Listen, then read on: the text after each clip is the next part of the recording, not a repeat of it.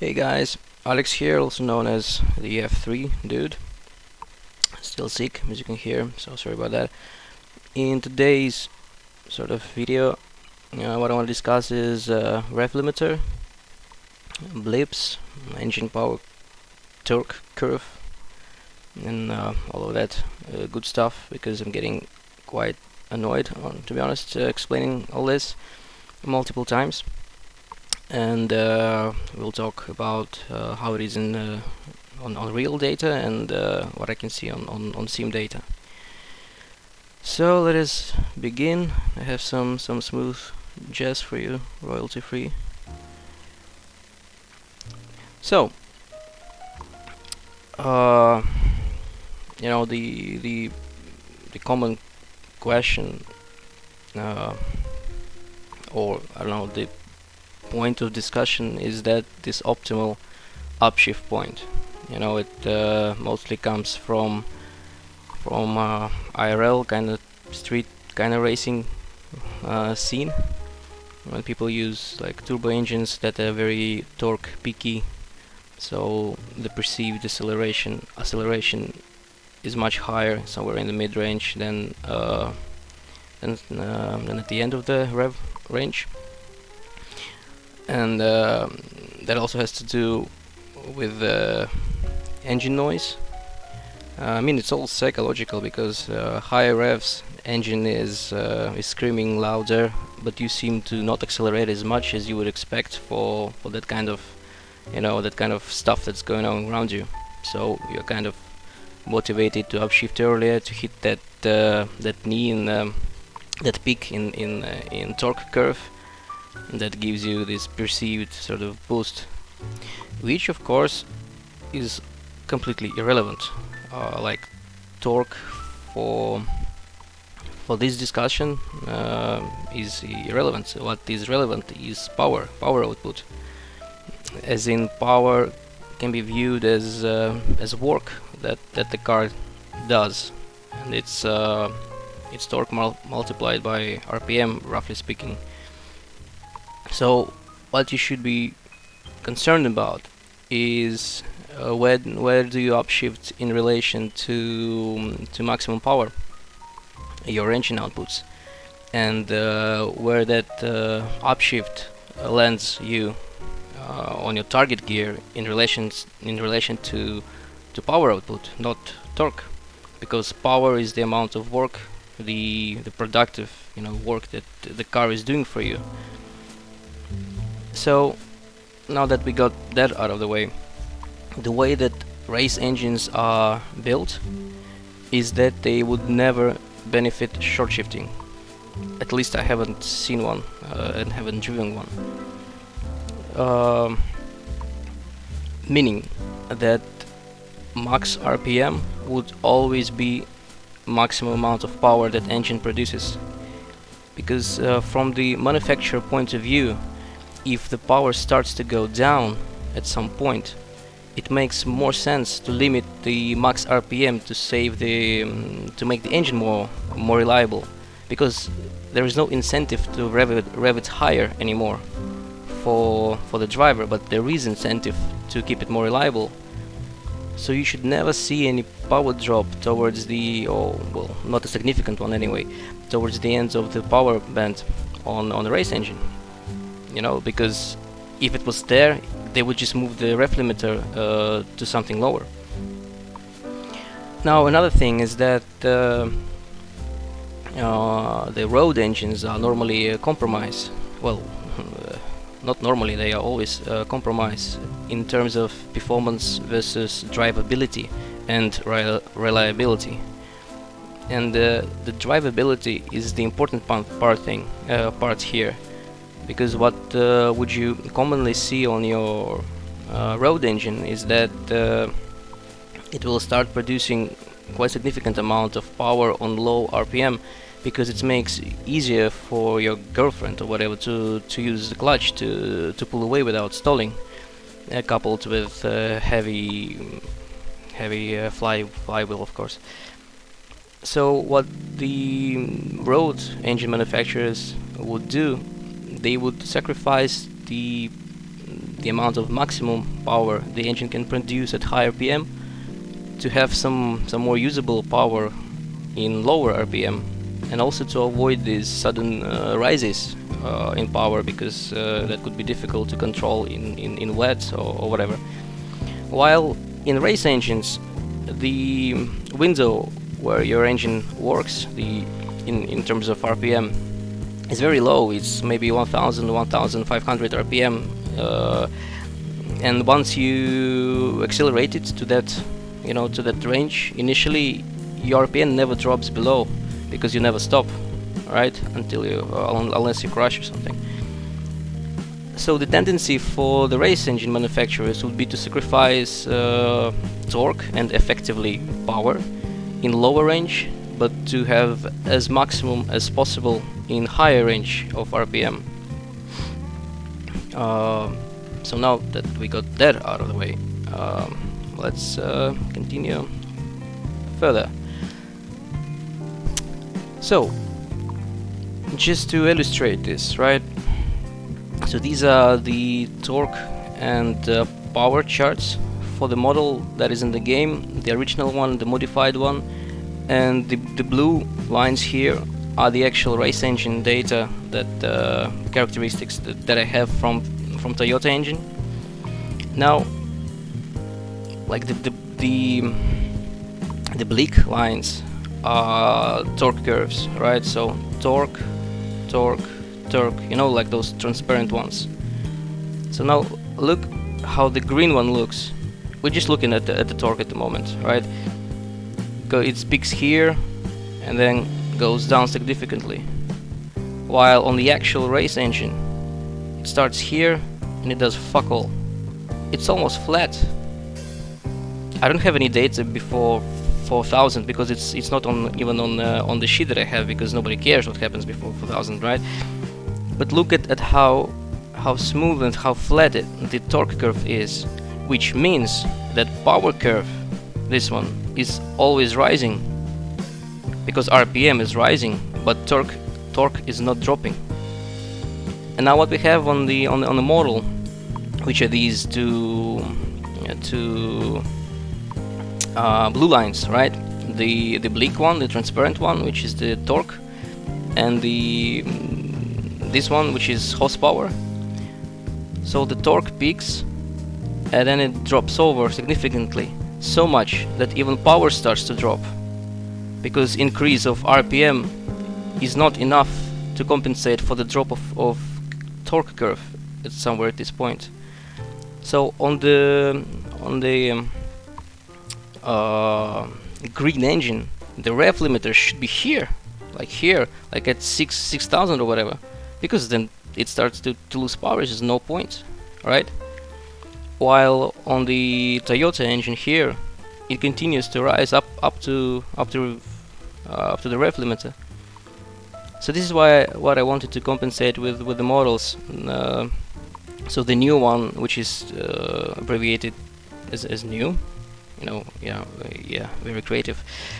This is the new torque curve, the orange transparent one, and this is power curve, the orange non-transparent one. So what I did is just reduced sort of this peak, which also of course reduces power at this RPM, but it also makes it more smooth in relation to the green one, right? But instead I increased the torque here, so the power doesn't drop as much. It almost doesn't drop at all, actually, up until this point. So you lose a little bit of power here, but you gain a little bit more of power here.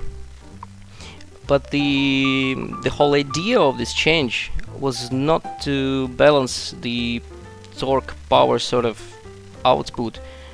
It was the idea to reduce wheel spin somewhere here, because the car in game spins wheels too easily, and I think it's because of this this peak in torque. And this is what was my intention. I just wanted to smoothen this out, because we cannot do anything to the way the differential is modeled, right? But at least we can do something to the torque curve.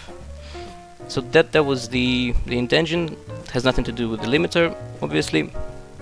So I just wanted to get that out of the way, and just to illustrate it even further. So this Toyota one, right, the blue one, this is the actual data, which actually says please do not distribute. So, you know, do not distribute.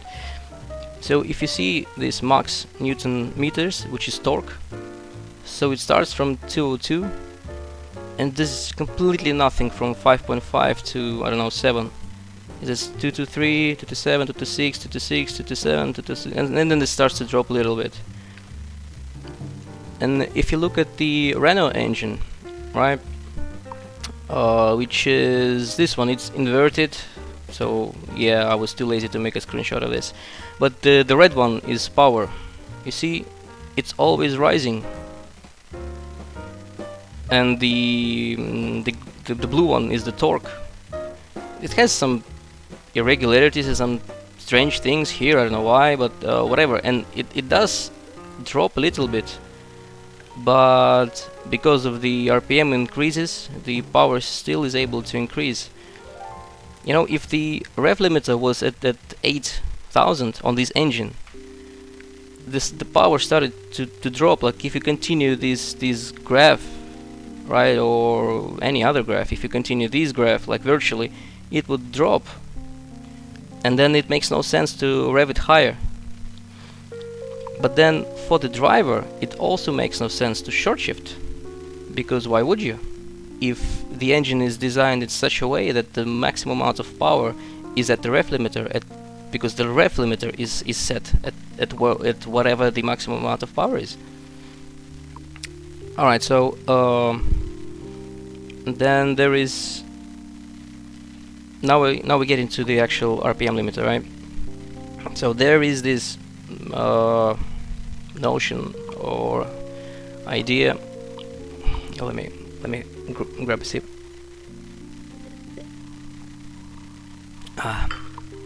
Of soft limiter and hard limiter.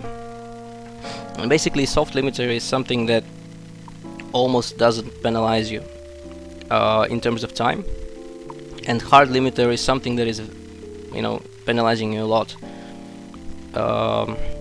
It's just basically a two-stage limiter. They have different implementations. I think, I don't know like how they implemented you know, exactly, depends on the ECU, but in most cases I would imagine they just skip like ignition cycles or something, and maybe they skip more when it on hard limiter, and they skip less if it's or they disable cylinders, which is another way to do it, or whatever.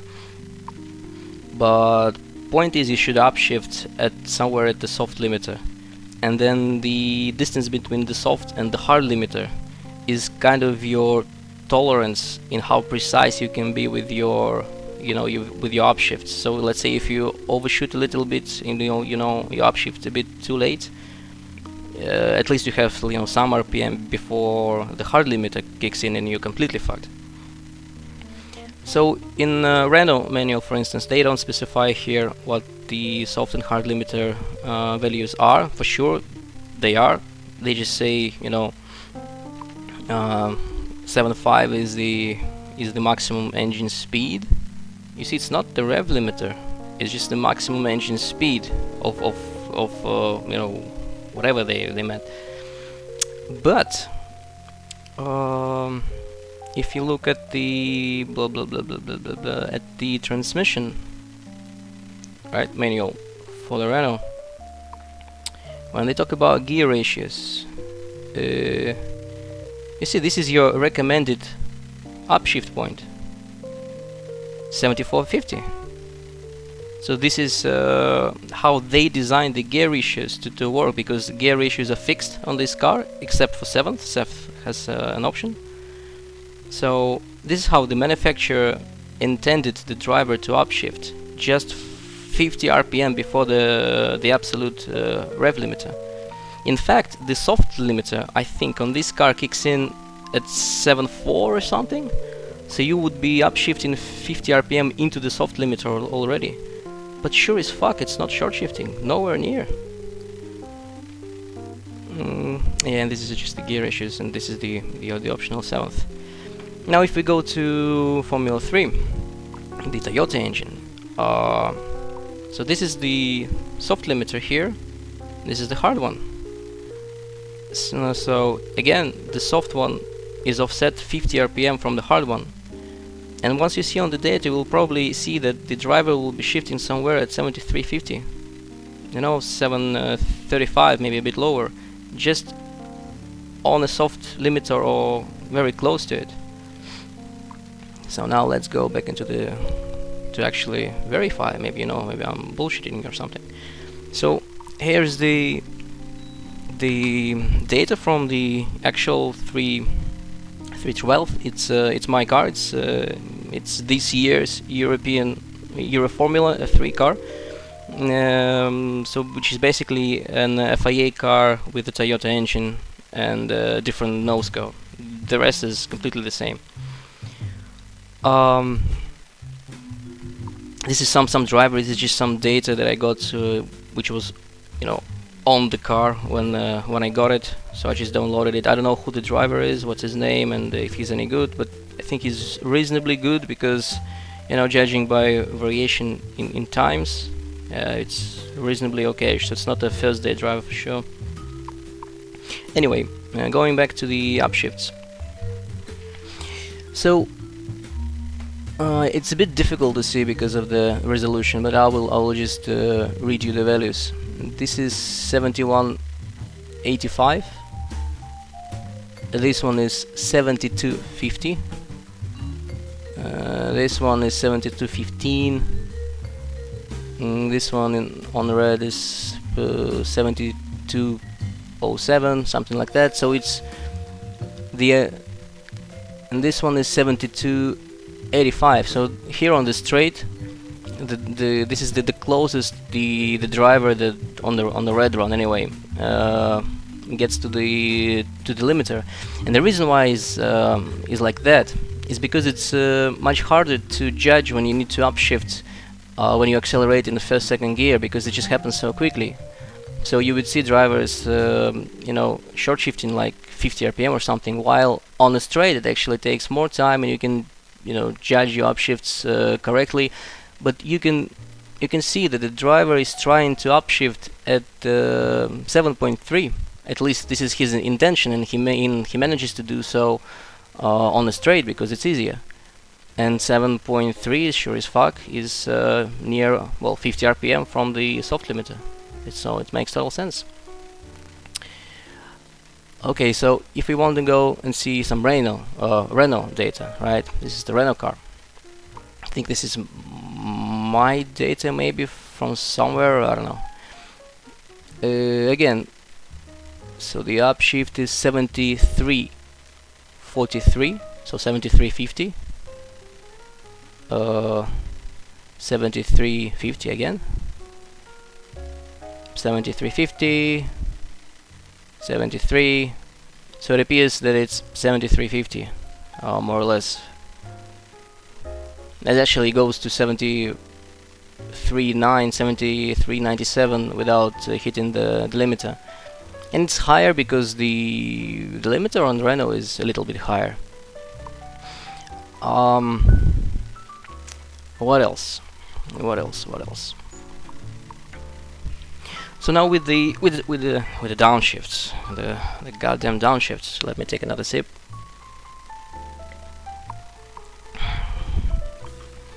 So first, to bleep or not to bleep?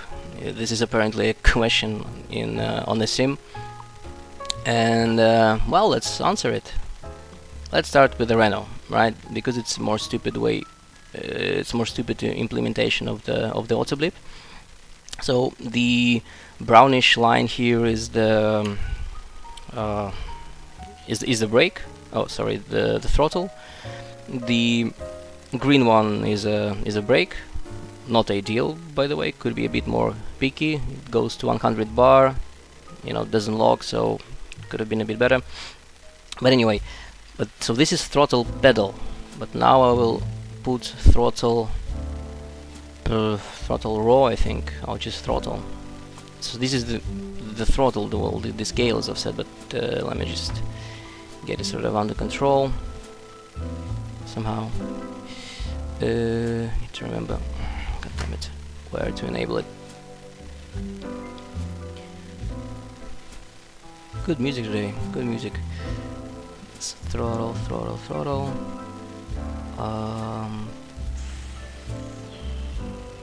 I guess, I don't know. Does it allow me to? I'm switching between, you know, these data analysis softwares, and I'm forgetting everything. Okay, I guess this is on. This is the one. Yep. So now this is what the car is actually doing, like the actual intake butterfly, which controls the amount of air that goes into the engine, right? So firstly, a curious thing is that these things are offset, because it takes time for the butterfly to actually close, and it closes slower than the driver is releasing the pedal, so there's a bit of a lag. But here are the blips. This is how the blips look, and it appears that it's blipping to 35%. All the time to 35%. The idle amount is 9.3%. So this is your idle. You see, pedal is completely zero, but obviously the engine needs to idle, so it allows some air in. And when the driver requests downshifts, and the downshifts are here, these steps, the car blips always to the same amount. This is very important. And you see they're mostly, you know, spaced out evenly with a delay before the first one. Now, how does the F3 car blip?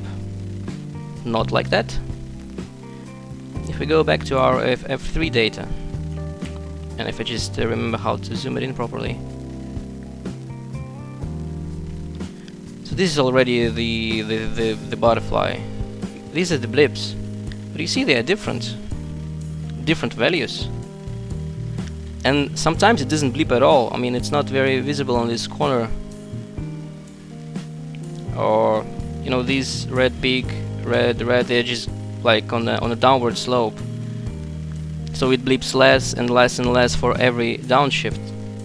And idea is maybe we can find another one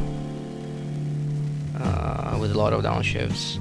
It has the same tendency. So again, there is offset between the first downshift, because this is how the driver requests it, which is the correct way, and those are evenly spaced out, but each blip is less and less. The reason why, because on Formula 3 car the ECU is calculating the target RPM dynamically, right? So it calculates the amount of sorry, not the target RPM, but the amount of blip dynamically depending on the target RPM on your next gear, while Renault always blips to the fixed amount, right, to 35%. So this would be completely smooth, like it doesn't jerk the car at all.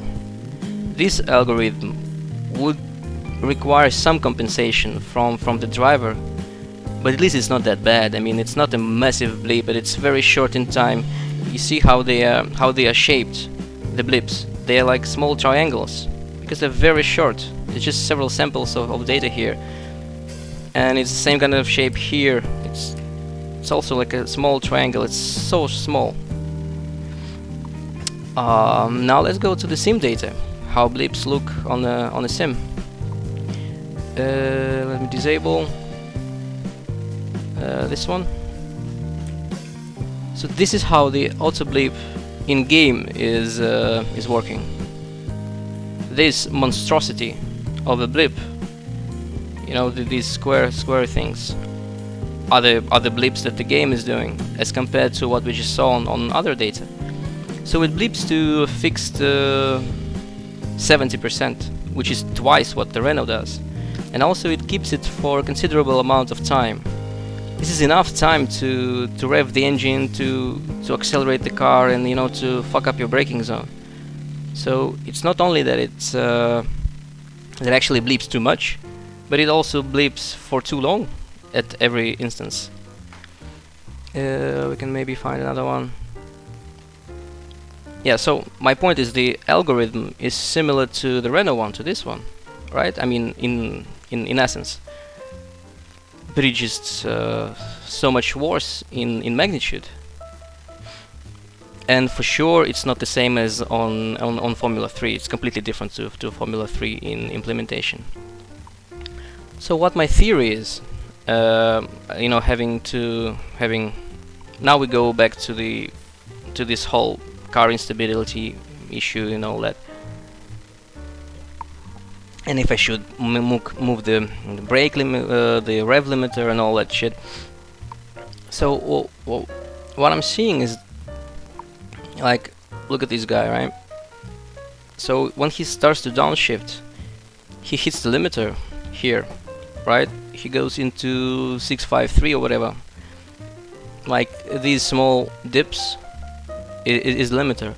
But my theory is that he actually does that because the goddamn thing just blips and over revs the engine, because there is a tiny fraction in time when the gear is not engaged, right? Because because it's shifting, and then it could be enough to spin the engine up for too high than it should have. And if you let me just change this. Actually, I'm actually using the same layout that we set up yesterday. Now this is the same guy without this bullshit, without auto blip, right? The white one. So you see his revs drop. Like all the downshifts are happening in a much lower rev zone as compared to when the car was blipping. And he's not hitting you know, any rev limiter at all. He's quite far off of it actually. And these white data does actually look more like the real life data. I will go to that in a minute. And it's like inverted to the red one. Like, see if you God damn it. If you zoom out, there's like these weird shapes, like these triangles are pointing down and the red triangles are pointing upwards. It's and in essence, like IRL, the red car would be very much more difficult to keep stable under braking than the white one. I'm surprised, you know, it's actually drivable at all. You know, maybe it has to do with unrealistic suspension setups and brake setups and all that shit, which compensates for it. But IRL, the red car would be on the edge in braking phase. So here's another example, right? So also inverse, the white one is not hitting the limiter at all. Strangely, the white one even requesting the... Oh, okay, the speed difference is too big. Okay, it's not a good argument. Let's find where the speed is not different. Okay, here he actually did downshift later for whatever reason. Like, look at that. Like in high speed corner, the downshift like this would have upset the car so much. The red one, and it's all caused because it's just the auto blip of the game.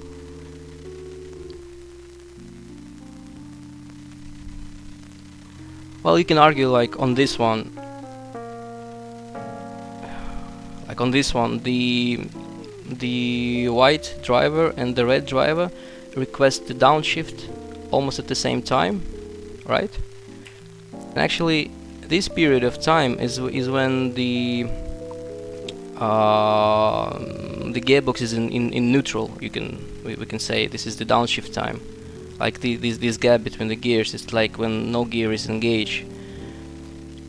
So when the gear is engaged on the white one, the revs are here, but when the gear is engaged on the red one, the revs are here because the piece of shit blipped the hell out of it. So when the red one gear is engaged again, right, he has so much more revs on his rear axle that have to go down. I mean, they have to go down because it's too much for this gear, and they, you know, the red car will be resisting acceleration because it's trying to accelerate between gears. It's the best way I can describe it. So the conclusion is disable the fucking auto blip. Like for me, it's just even if without auto blip, even if it's less realistic in the sense of common sense, right? It's more realistic on the data. It's much closer on the data as it should be to IRL. And then if you should or should not manually blip with your foot, well, if you can blip without over revving the engine, so you don't have this effect, if you can blip manually at least as good as this one, then yes, do it, why not? But if you cannot, then just don't. Just leave it to the game, to however it's modeled, you know, without blipping. So just to give you a bit more examples, so on real data, this is F3 again. If you look at the sequence of how, you know, downshifts happens, these peaks, like these revs peaks, will be always lower than the revs he's downshifting from. And in most cases they will be going down as well, because the driver is trying to delay the downshift, so he had, you know, he finished most of his braking before he starts to downshift, just to stabilize the car. See, like this one, well, not here, okay, maybe not a good example, but like here, these points are lower and lower, and they are on a downward slope as relative to this point. Well, it looks a bit noisy, but anyway, but for sure, like one thing for sure, that these peaks are never higher than this one, right? Well, on sim data, they're actually higher than where he starts from, and he's supposed to start from the limiter already because it's the end of the straight or whatever. You know, this never happens IRL. Well, you can make it happen IRL if you shift way too early. On the Renault, like let's zoom out, right? Now it's grinding up, but again, it's never higher than this one. Yeah, the same. Well, and so forth. So, the conclusion of all of this is, well, I don't see any kind of issues with the rev limiter for the moment. I haven't looked at too much data. I just opened this Monza file because it's supposed to be back-to-back test with and without the auto blip. And I would say that whatever difficulties you have may be caused by the auto blip. Also, I don't know like how the engine is working in relation to the tolerance of, if it intolerance on downshifts, like how much does it allow to over rev, and does it take into account the fact that the thing is blipping. What I'm saying is, for instance, if this point, you know, together with the blip, which is because of the blip, if it was higher than the allowed tolerance, would it deny in downshift altogether, or would it still downshift? Like, does the engine make a decision if to allow or deny downshift, taking into account this blip or not taking into account this blip, because the blip is raising RPM quite significantly? Like, I don't know, but again, I don't see any reason why we should be even, you know, asking these questions. So who gives a fuck? Because it's in any case, it's not realistic, this shape. As to, you know, as to conversation as if the ref limiter is too close or to the shift lights, Maybe it is too close, maybe I can move it a little bit further away. I mean, it's configurable on some cars, it's not configurable on the others. On LMP3 it's ridiculously close, so you have to shift very fast. Like as soon as you see last light, you upshift. I think the same on F3. It's very difficult to be, precise with the, not to hit the limiter. And on F3 it's actually better to short shift, like slightly, like 50 RPM, than to actually do hit the limiter, because the limiter is so penalizing. It's less of a time loss on F3 to slightly be imprecise with the upshift. But in terms of the limiter is prohibiting, to shift down the way you want, I need to see more data without auto blip. Maybe there is more data. I haven't opened other files, but I don't want to have this sort of discussion when we have this auto blip, because it may fuck up the ref limiter. Which would have not been the case obviously when the ref limiter was set at sky high, right? There wouldn't have been an issue, and you could have gone away with this auto blip mechanics. So I guess that sort of sums up what I wanted to say in regards to that. I'm reasonably happy with this, torque curve. It looks realistic. The blue one is before the updates to the engine, so I would imagine if you allow for more horsepower, you cannot make it as smooth, the torque. It would not be possible.